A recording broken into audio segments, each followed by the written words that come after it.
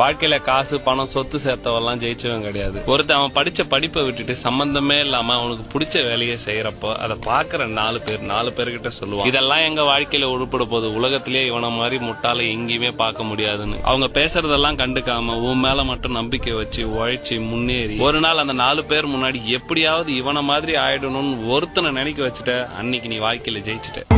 எல்லோருக்கும் ஜெயிக்கிற காலம் வரும், உள் கூட தான் பூமி